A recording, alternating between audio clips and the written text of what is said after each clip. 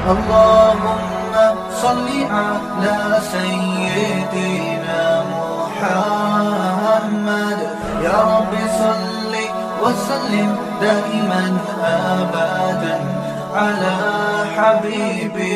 عبید الرحمن صاحب کراچی سے پوچھتے ہیں اس حدیث کا کیا مطلب ہے کہ جب تم سحری میں اذان کی آواز سنو تو اپنا برتن اس وقت تک نہ رکھو جب تک اپنی حاجت پوری نہ کر لو؟ کیا اذان کے بعد بھی سحری کھانا درست؟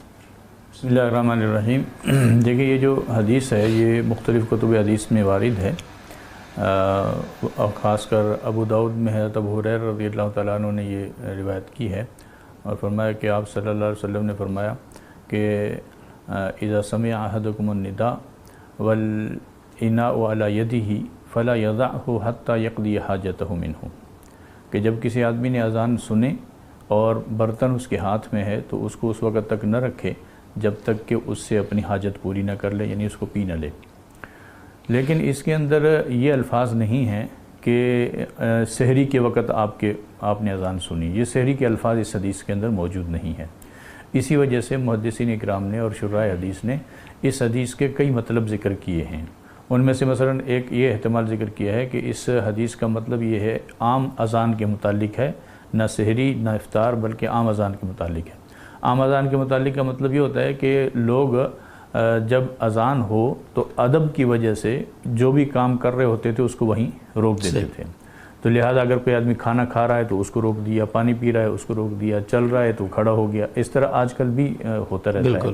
تو لہٰذا یہ اس کے متعلق ہے کہ آدمی کے ہاتھ میں اگر برتن ہے وہ پانی پینا چاہتا ہے اور اذان آ گئی تو برتن ادھر چھوڑ کے بیٹھ جائے، ایسا نہیں کرنا چاہیے، بلکہ یہ پینا چاہتا ہے تو پی لے پانی.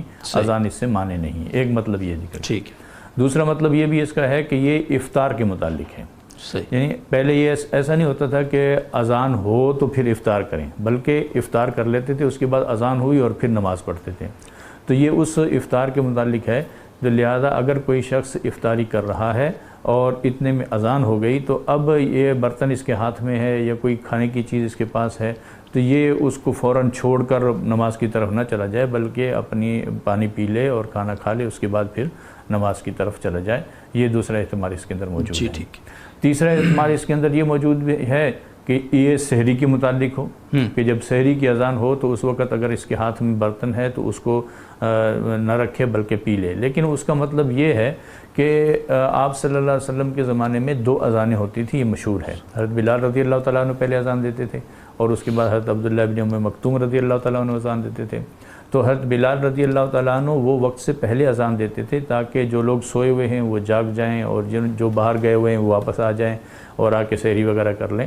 تو آپ صلی اللہ علیہ وسلم نے اس اذان کے متعلق فرمایا کہ اگر کسی آدمی کے ہاتھ میں برتن ہے اور حضرت بلال رضی اللہ تعالیٰ عنہ والی اذان آ گئی ہے تو کوئی مطلب نہیں ہے، آپ کھا پی سکتے ہیں اور پانی پی لیا کریں. اور دوسرا مطلب اس کا یہ بھی ذکر کیا ہے کہ اگر سحری کے متعلق ہے اور ساتھ اذان جو ہے نا وہی والی ہے، تو عبداللہ بن ام مکتوم والی ہی مراد ہو، دوسری والی اذان مراد ہے، لیکن اس میں یہ ہے کہ آدمی کو شک ہے کہ پتہ نہیں اذان ابھی جو ہو رہی ہے یہ صبح صادق ہو چکی ہے یا صبح صادق میں ابھی وقت باقی ہے، ویسے ہی پہلے اذان دے دی ہے. تو اگر کسی شخص کو شک ہے کہ ابھی تک صبح صادق نہیں ہوئی اور یہ اذان پہلے دے رہا ہے تو اس وقت اگر اس کے پاس برتن ہے تو وہ اس پانی کو پی سکتا ہے، اس میں کوئی حرج نہیں ہے، اس لیے کہ رات کا ہونا یقینی ہے اور صبح صادق کا ہونے میں شک ہے، اس لیے شراح حدیث نے لکھا ہے کہ اب یہ پانی پی سکتا ہے.